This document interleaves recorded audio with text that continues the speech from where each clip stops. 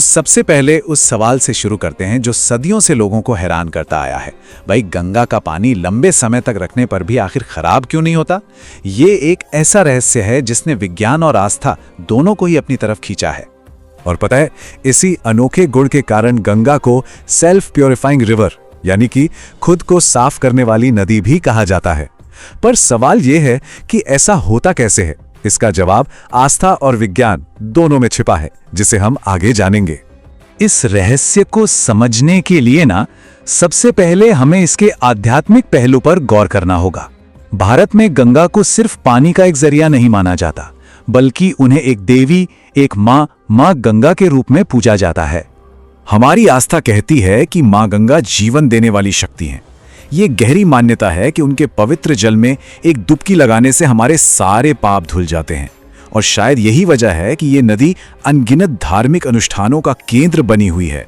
इसके पीछे एक बहुत ही मशहूर पौराणिक कथा भी है। कहते हैं कि राजा भगीरथ ने कठोर तपस्या की थी गंगा को स्वर्ग से धरती पर लाने के लिए। लेकिन जब गंगा नीचे आने को तैयार हुई तो उनका वेग, उनकी शक्ति इतनी जबरदस्त थी कि धरती उसे सह नहीं पाती। तब भगवान शिव ने उन्हें अपनी जटाओं में रोक लिया और फिर धीरे धीरे एक शांत धारा के रूप में पृथ्वी पर छोड़ा।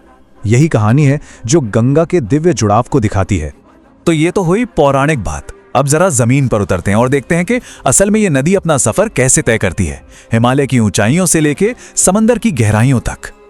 लगभग 2500 किलोमीटर। जरा सोचिए, ये कोई छोटा मोटा सफर नहीं है। ये एक आंकड़ा ही इस नदी की विशालता और इसकी यात्रा की लंबाई बताने के लिए काफी है।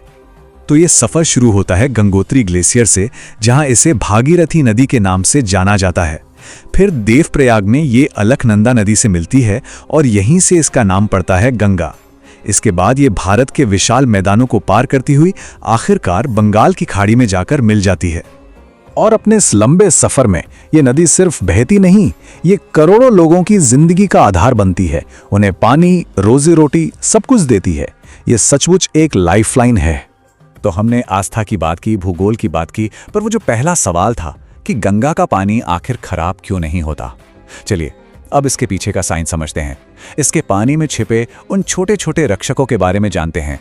इसका जवाब छिपा है एक बहुत ही छोटे से जीव में, जिसका नाम है बैक्टीरियोफेज। अब ये क्या है? ये एक तरह का वायरस होता है जो सिर्फ बैक्टीरिया को अपना निशाना बनाता है और उन्हें खत्म कर देता है। मतलब ये एक कुदरती एंटी बैक्टीरियल एजेंट की तरह काम करता है। तो समझिए कि पानी के अंदर एक तरह की जंग चल रही है। एक तरफ है नुकसान पहुंचाने वाले बैक्टीरिया जो बीमारियां फैलाते हैं और पानी को सड़ा देते हैं, और दूसरी तरफ है ये बैक्टीरियोफेज जो इन खराब बैक्टीरिया का शिकार करके उन्हें खत्म कर देते हैं। और यही है सबसे बड़ी और दिलचस्प बात। गंगा के पानी में इन बैक्टीरियोफेज की मात्रा दूसरी नदियों के मुकाबले कहीं ज्यादा पाई गई है। और बस यही वो वैज्ञानिक रहस्य है जिसकी वजह से गंगा का पानी लंबे समय तक शुद्ध बना रहता है। तो देखिए ये कितना कमाल का संगम है, जहां आस्था और विज्ञान एक ही नदी में आके मिल जाते हैं। एक तरफ जहां लोगों की श्रद्धा इसे दिव्य मानती है, वहीं दूसरी तरफ विज्ञान भी इसके अनोखे गुणों की पुष्टि करता है। और सिर्फ आध्यात्मिक ही नहीं, असल जिंदगी में भी गंगा के अनगिनत फायदे हैं।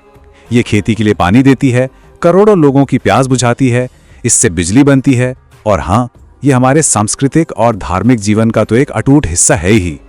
लेकिन आज प्रदूषण एक बहुत बड़ी और गंभीर समस्या बन चुका है। ये बढ़ता हुआ प्रदूषण न सिर्फ गंगा के अस्तित्व के लिए बल्कि इसकी पवित्रता के लिए भी एक बहुत बड़ा खतरा है।